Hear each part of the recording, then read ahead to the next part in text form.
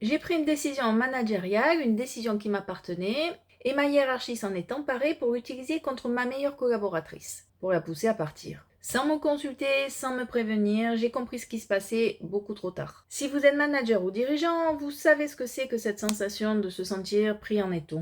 Mais aujourd'hui, je vais vous parler du piège le plus sournois du management, celui que vous tendent les personnes qui sont censées vous soutenir. Quand votre direction vous coupe les jambes devant votre équipe. En 15 ans de management et après avoir observé des centaines de cadres et entrepreneurs, j'ai vu des dizaines de leaders s'épuiser à porter des décisions qui n'étaient pas les leurs, jusqu'à perdre toute crédibilité auprès de leurs collaborateurs. Si vous sentez qu'aujourd'hui vous perdez le contrôle et que vous êtes fatigué de faire le tampon et que vous voulez retrouver votre posture de leader confiant, respecté par son équipe et aligné avec sa direction, j'ai mis à votre disposition un lien dans la description. Vous pouvez réserver une séance d'1 heure de diagnostic gratuit avec moi, on fera le point et on mettra à plat votre situation. Mais d'abord, regardez bien cette vidéo parce que ce que je vais vous raconter va vous éviter de commettre la même erreur que moi. En tant que manager, on est toujours entre deux feux. D'un côté, on a notre hiérarchie qui nous impose des objectifs, des contraintes avec des budgets déterminés.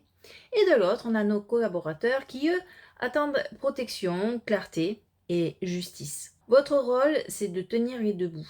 Le problème, c'est quand la hiérarchie lâche le sien. Dans ma carrière, j'ai vu ce phénomène prendre plusieurs formes, et particulièrement deux que vous avez certainement déjà vécues. La première forme, la plus courante, les missions augmentent mais les moyens diminuent. On vous demande d'annoncer à votre équipe des objectifs intenables avec des moyens toujours plus contraints, une charge de travail qui explose, et vous portez le chapeau d'une décision que vous considérez peut-être comme absurde et bien sûr qui n'est pas la vôtre. Vous voyez de quoi je parle? La deuxième forme, c'est ce que j'appelle le court-circuit. Votre collaborateur va directement voir son N+2, donc votre N+1, votre hiérarchie, pour se plaindre soit de vous, soit d'autre chose. Et là, votre hiérarchie valide sa demande sans même vous consulter, sans même crier gare, et sans recadrage. Vous la prenez par les bruits de couloir et là, votre autorité vient d'être réduite à néant. Ces deux situations sont difficiles, mais il en existe une troisième forme, que je considère comme beaucoup plus grave. C'est quand votre hiérarchie utilise vos propres décisions managériales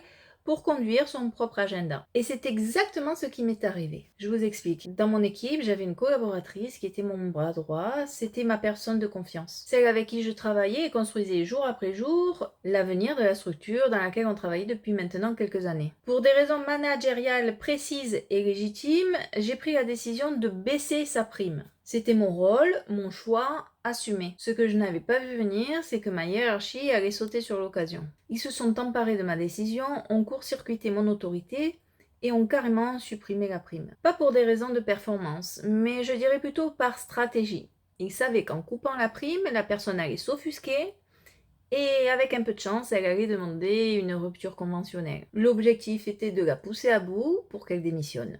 Et ça, sans m'en parler. Ma décision venait d'être transformée en arme de destruction massive contre mon propre bras droit. À ce moment-là, j'avais deux options. Soit me taire, baisser la tête et laisser croire à ma collaboratrice que j'étais l'auteur de ce coup bas pour protéger ma place. Et la seconde option, la transparence. Et moi, j'ai choisi cette deuxième option, c'est-à-dire de dire la vérité. J'ai demandé une baisse de ta prime, pas une suppression, et je ne cautionne pas du tout ce qui se passe. Ce n'était pas de la naïveté, c'était de la lucidité. Que ce soit dans le management ou dans tout autre cas de figure, tout se sait toujours. Et si je la laissais aujourd'hui se faire broyer sans rien dire, de toute façon, la prochaine sur la liste, ce serait moi. Le dénouement de l'histoire, eh bien, elle est partie.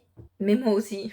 On est partis presque en même temps et moi j'ai demandé une rupture conventionnelle. Nous sommes partis debout, la tête haute et aujourd'hui nous sommes amis. L'histoire se termine bien, mais juste pas dans l'entreprise. Mais pour ne pas arriver à cette extrémité, vous devez identifier le moment exact où tout va basculer. Quand vous vivez cela, en réalité, vous n'êtes plus un manager sandwich. Vous êtes en réalité un outil, un fusible que votre hiérarchie utilise pour éviter de se salir les mains et de faire le sale boulot. Pour savoir si vous êtes dans cette zone de danger, voici 3 signaux qui ne trompent pas. Premièrement, ce que j'appelle le signal du désaveu. Votre hiérarchie modifie ou annule les décisions budgétaires ou RH dans votre dos, sans vous consulter ni même vous expliquer pourquoi. Deuxièmement, ce que j'appelle le signal de l'impunité. Des collaborateurs vous court-circuitent ouvertement et votre hiérarchie les reçoit avec le sourire, sans même les recadrer, sans même les renvoyer vers vous. Et troisièmement, le signal du mensonge. Vous passez plus de temps à justifier devant votre équipe les choix aberrants de votre direction au lieu de piloter vos projets. Que faire si vous êtes coincé là-dedans? Vous avez 3 possibilités possibles. La première, d'abord, nommez les choses. Ne restez pas dans le brouillard, regardez la réalité en face. Ensuite, protégez votre équipe. Non pas en mentant, mais en filtrant la toxicité qui vient d'en haut. Enfin, évaluez lucidement si la situation est tenable ou ne l'est pas. Parfois, la seule décision de leader qui vous reste, c'est de partir. Retenez bien ceci, quand on ne vous suit plus et que vous n'êtes plus écouté par vos supérieurs et que vous ne pouvez plus protéger les vôtres, parfois il faut sans doute quitter les lieux. Ce n'est pas une défaite, c'est une décision et c'est une manière pour vous de reprendre le contrôle. Alors dites-moi en commentaire, est-ce que vous avez dû porter une décision qui n'était pas la vôtre devant votre équipe? Comment l'avez-vous gérée? Je suis curieuse, je vous lis et je vous réponds. Et si vous sentez que vous êtes arrivé au bout de ce que vous pouvez supporter seul, ne restez pas isolé. Cliquez sur le lien en description, réservez votre diagnostic gratuit avec moi, on fera ensemble le point sur votre situation. On verra comment vous faire retrouver la place et le respect que vous méritez. On se retrouve dans la prochaine vidéo qui s'affiche juste ici et je vous dis à bientôt!